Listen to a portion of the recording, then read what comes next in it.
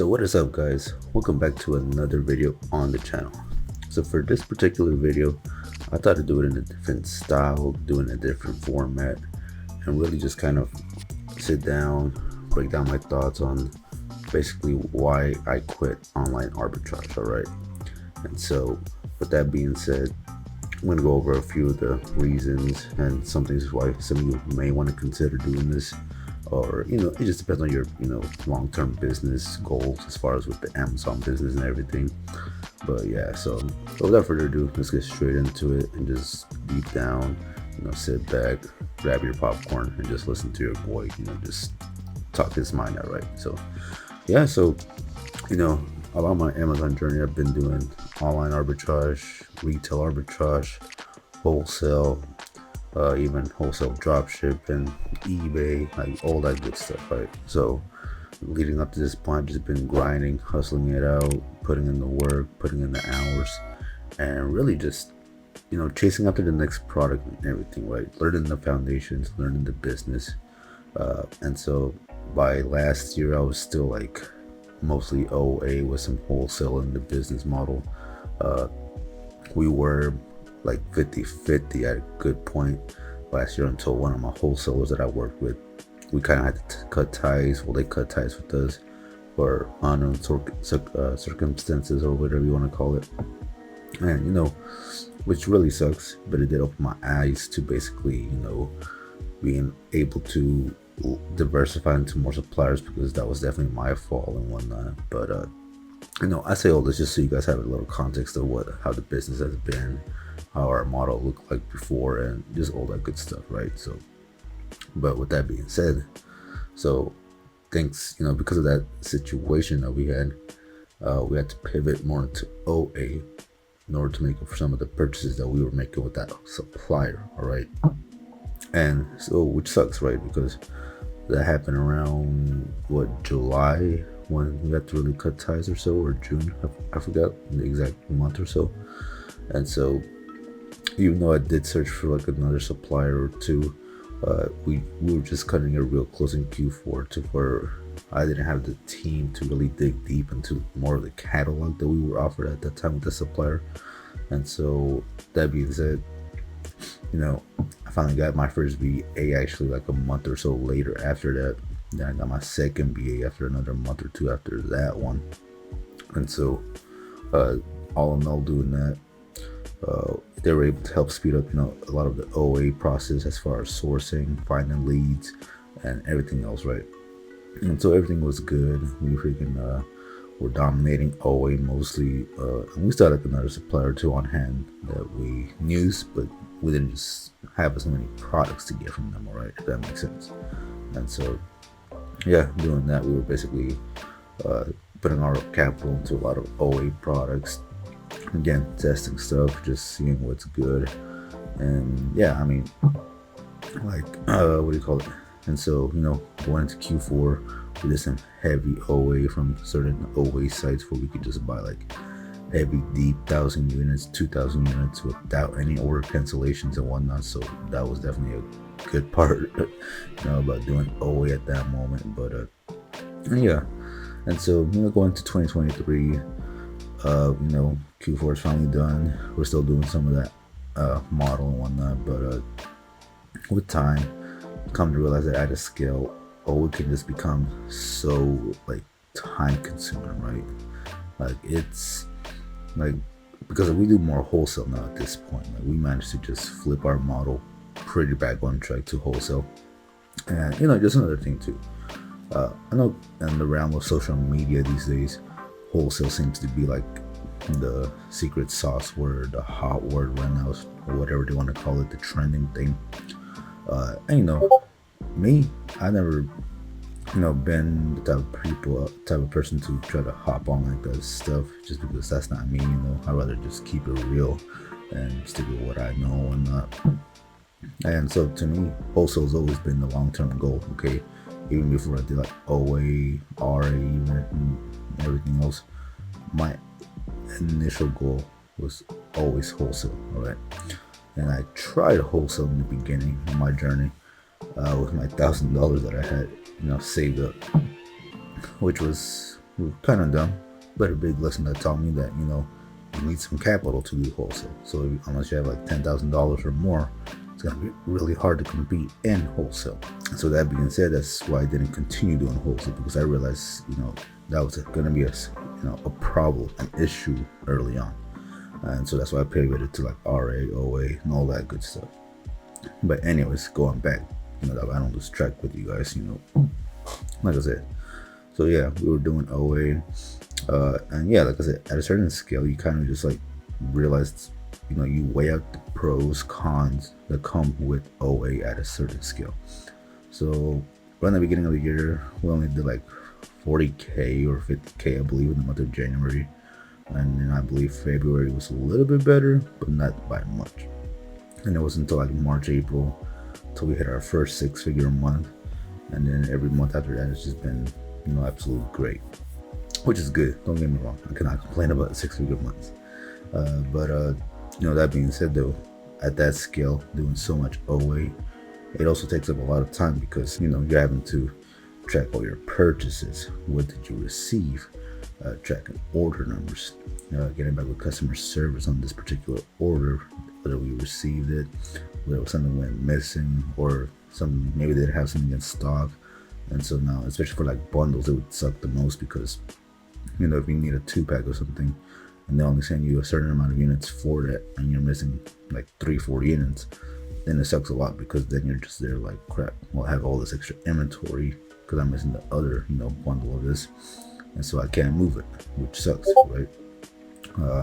And so yeah, so that started becoming an issue. Cancellation orders, I never really had an issue with because we actually sourced from sites that didn't cancel. We were able to order 20, 30, 100 units, even 1,000 units.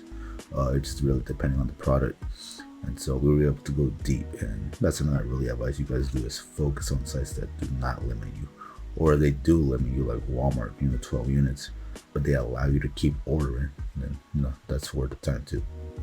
But yeah, so, again, we started noticing this where it was just getting really time consuming to just, keep constantly keeping up with these stuff. And not to mention the fact that with OA, it's basically like you're always looking for the next product, right? You're always hunting for that next, shiny object syndrome, that next sale, that next 20-30% off coupon off Walgreens or whatever. Always trying to time a certain site, always trying to, make multiple orders, always trying to figure out how much you're going to spend.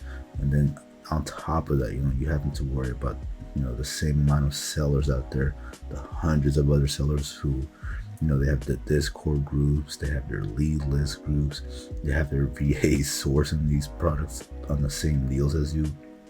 And then, which leads up to dealing with more seller count rising on those offers, more tanking, and, just so much that when you really look at it, especially at a 6-figure month standpoint, that you're essentially spending more time keeping track of all of these things, worrying about all the tanking, the price, holding your price and all that crap, that it almost doesn't seem even worth the time to actually, do OA at such a scale.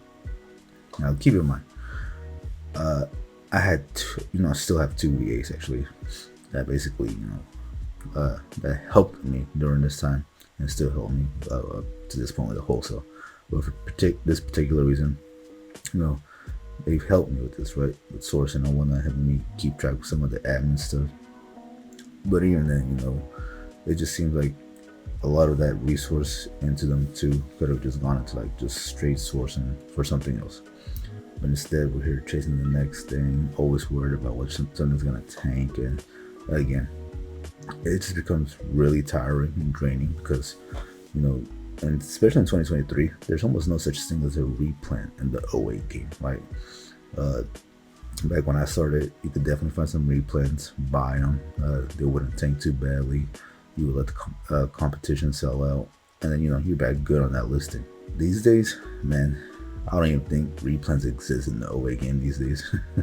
Seems like every time I find a great, lead, a great listing, like even the keeper charts looks so great, like for the past 3 months, 6 months, 9 months, past year, It looked really solid and whatnot, no tanking. Everybody's just sharing the buy box. And then next thing you know, boom, you get on this particular listing, you send in your inventory, you're ready to sell out through it.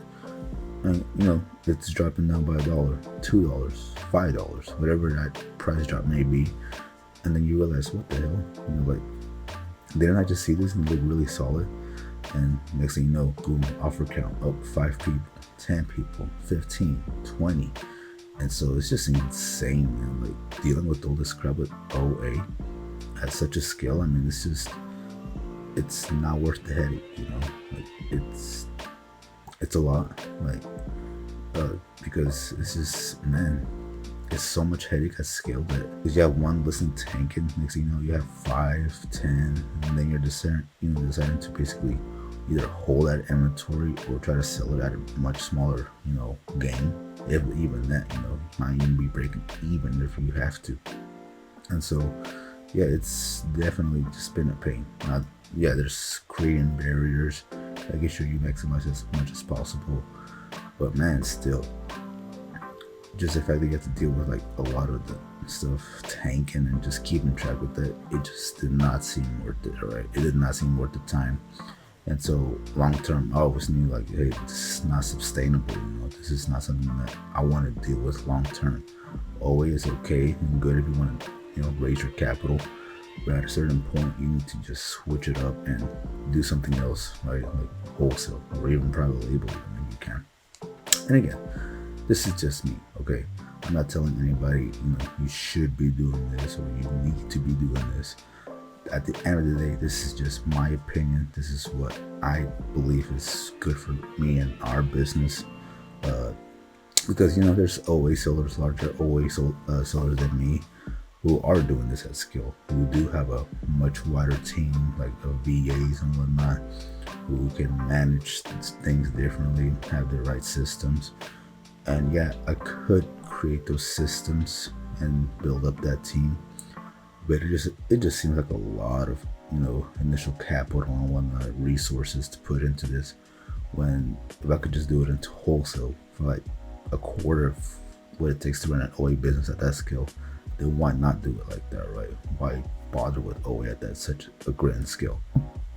And so, up to this point, we're like 90% wholesale, 10% OA at this point. We're on ordering from like a very few sites that we know we can keep replenishing a small amount of products, which even those listings, I'm already starting to see a little bit like competition and whatnot. So I wouldn't be surprised if I end up cutting them off completely as well. But yeah, switching into wholesale, it has just been a game changer, like dramatically. I mean, you get, solid replans for the most part. Obviously, you can't guarantee there'll be replans because of buy box suppression, or maybe a different wholesaler jumps on the listing. So it has its pros and cons, just like OA, right? But just the fact that you source a whole catalog up front, you put in all the work with your team, and then once you're done, you test a lot of these products out. You can actually just cut off the the negative ones, the losers, and keep the winners. Replan on the solid ones, make constant orders, negotiate with your sales reps, like, hey, if I order a pallet of this every single week, 2 weeks, month, can we negotiate a discount or something? And so that right there is a huge benefit. And not to mention, long term, it's just more sustainable, right? Like, you don't have to hunt the next thing. You don't have to like chase down that shiny object or just anything, okay? Like, your time up front will be sacrificed big time, but once you're done with that catalog, like I mentioned earlier, and you found your solid products and whatnot, it just becomes like a video game. Like, at that point, you're just ordering the same products, you're restocking, keeping up with the pricing, setting your repricer, and you basically have a solid business model at that point. Like, at this point where I'm at now, I could continue sourcing for new suppliers, but it's just capital that's limiting us at this point. Like, there's no worrying about like 50 sellers hopping on our listings or anything, just because nobody's going to push through that barrier with wholesale versus with OA, where everybody can do it, right? So yeah, so again, that's just my 2 cents. Again, I'm not telling anybody to do anything. I'm just simply stating that, long term, you may want to think about something aside from OA. Because, yeah, while you could run it at scale, and you could run that team like I mentioned earlier or whatnot, you just have to weigh the pros and cons, Like, yeah, you could have a manager, VA, probably outsource a lot of that aspect for you. But when it really comes down to it, it's like, do you really want to deal with something like this long term, like 5 years, 10 years? Me personally, I wouldn't want to. That's a lot of time. A lot of looking into data that doesn't really need to be looked at. A lot of looking at, like OA stuff. You order 5 units, keeping track of those 5 units, and you're making see if it's worth ordering 5 units when with wholesale, I order like 100 units of something, and boom, that's it. But of course, the risk is greater with wholesale.